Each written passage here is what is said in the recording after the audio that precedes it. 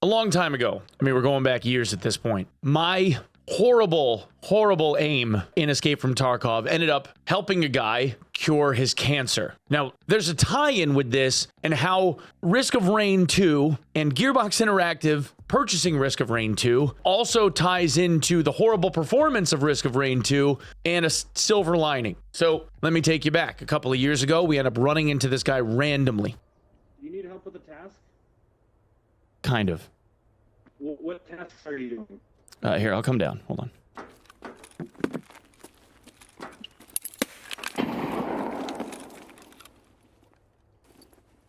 Oh. Well, that failed.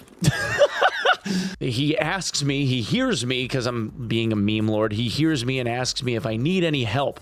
And I say, well, kind of, and I throw an impact grenade at him and try to hit him in the face with it and flub it. It hits a pillar right next to his head, explodes in front of him.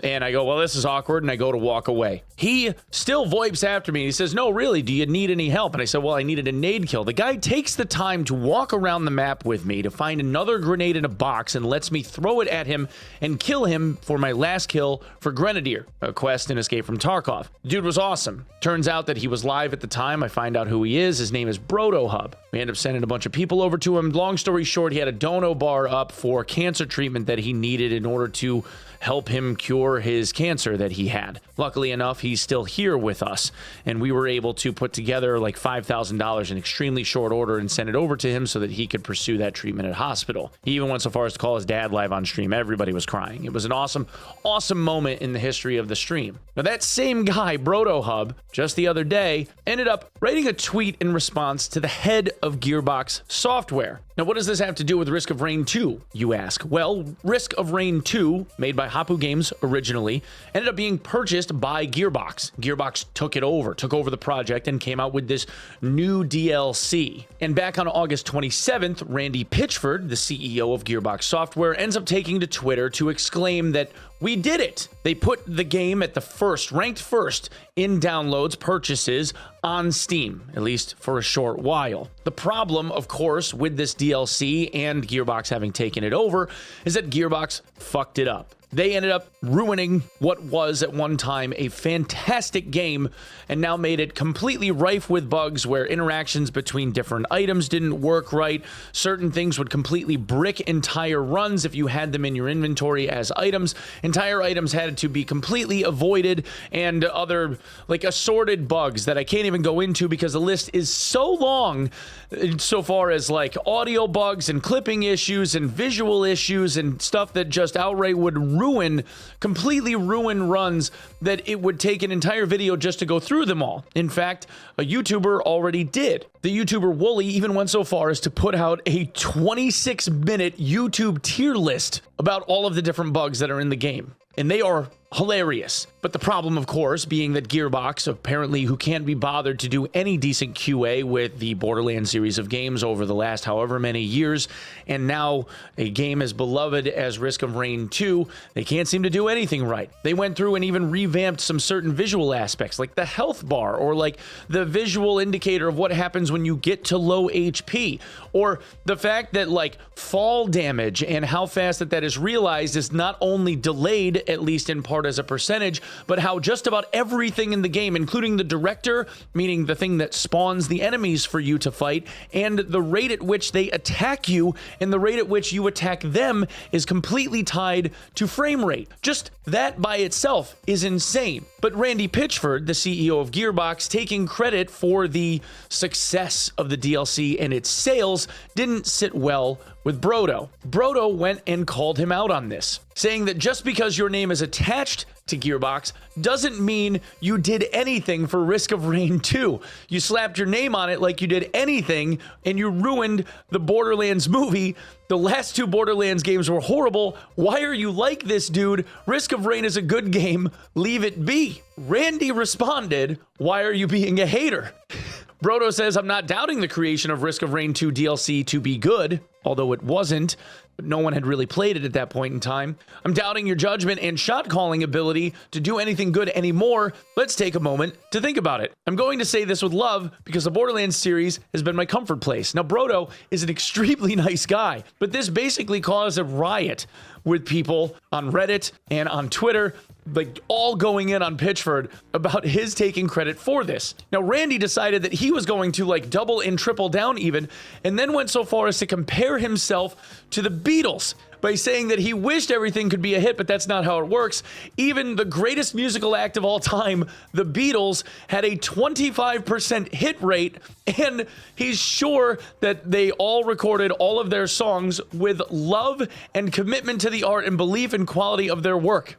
Now, I won't even go so far as to pontificate as to whether or not only 25% of the Beatles songs were hits. What I would say, though, is that the idea of the CEO of Gearbox, who has put out or stood by extremely buggy releases, for him to then say that his directorship of this company is akin to the musicianship and artistic endeavor that is the Beatles is kind of wild. That would be like you're comparing a video game company to a band that literally shaped the face of music for generations. It is still doing so. That is nuts. I'm not even that big of a Beatles fan, but I can still appreciate what the Beatles did. And also, not for nothing, but when the Beatles ended up releasing a new album or released new songs, they didn't retroactively go back and make the old songs worse, which would be like what has happened with the DLC for Risk of Rain 2. Kind of crazy. Now, all of that being said, there is a bit of a silver lining here. The lead devs, the guys that co-created Risk of Rain, Paul Morse and Duncan Drummond, have been hired by Valve, along with other few key employees at Hapu Games. They had been working on a new game. After Risk of Rain 2's movement over to Gearbox, they were working on something new, but they've halted that now to go and focus on working for Valve, presumably for the game Deadlock. Now, there isn't exactly any word as to how many devs that worked at Hapu Games are moving over to Valve, but this game Snail that they had been working on is no longer being produced. It isn't believed that they're ever going to start back up on it again. But if with this over-the-shoulder camera aspect for Risk of Rain, which we were so used to seeing now with Risk of Rain 2 over the years, if that is something that these devs in the first-person shooter mechanics are being added to the team working on Deadlock, that could end up being something kind of amazing. And for those of you that haven't played Deadlock, it's my newest addiction. I'm somebody that has spent 15,000 hours in different MOBA games over the years, most notably in Dota 2. The old Dota Warcraft 3 map and Dota 2 I probably have 10,000 hours in by itself. Games like Deadlock take that aspect from MOBA games like Dota, which again, Dota 2 and Ice Frog bringing that over to Valve years ago to then be developed into what Dota 2 is now. Those key devs working on Dota are now working on this Deadlock project, which is a MOBA, but over-the-shoulder camera akin to Smite, but with guns. So you could see where, if this is true, Hapu Games devs moving into this dev team could be very, very valuable for a game like Deadlock. Now, I personally am looking very, very forward to what Deadlock has to offer if the Hapu Games devs are moved into that dev team. Secondarily, I really hope that Gearbox can get their collective shit together and fix Risk of Rain 2, because they decided to modify things that just didn't need modifying. Why they decided to tie all of this to frame rate is something that I don't understand, because that's not how Risk of Rain 2 was before. Why is it like that now? It's almost like Gearbox decided to re-engineer something. You know, if it's not broke, don't fix it. Unless you work for Gearbox, then... But anyway, it's no surprise that the DLC has gotten such an atrocious Steam review rating, receiving at this point, as of now, a mostly negative rating. Only 20% of the 7,700 user reviews have been positive. 20%. Nice. Now, the moral of the story here is that originally Randy had been planning on going to PAX West, except because of all of the negative response that Randy was getting from people saying that he was acting like a complete prick, and he was, he ended up ultimately deciding that he was not going to go to PAX West after all, for fear that people would be cornering him and asking him why the DLC sucks so bad. Because this extremely nice guy called him out on Twitter and was like, "Why are you like this?" He ended up getting bombarded with so much hate, Randy did, that Randy wouldn't leave his house. Maybe this makes Gearbox better. Maybe they will actually put some solid QC into their stuff. I doubt it, because Randy's job isn't game dev. even though he tries to make some kind of claim that it is. Randy's job isn't game dev. It's making money. So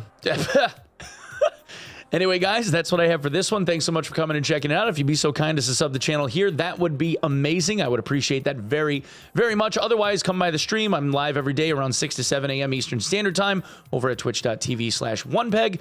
Otherwise, follow me on Twitter at onepegmg or come by the Discord, discord.gg/onepeg.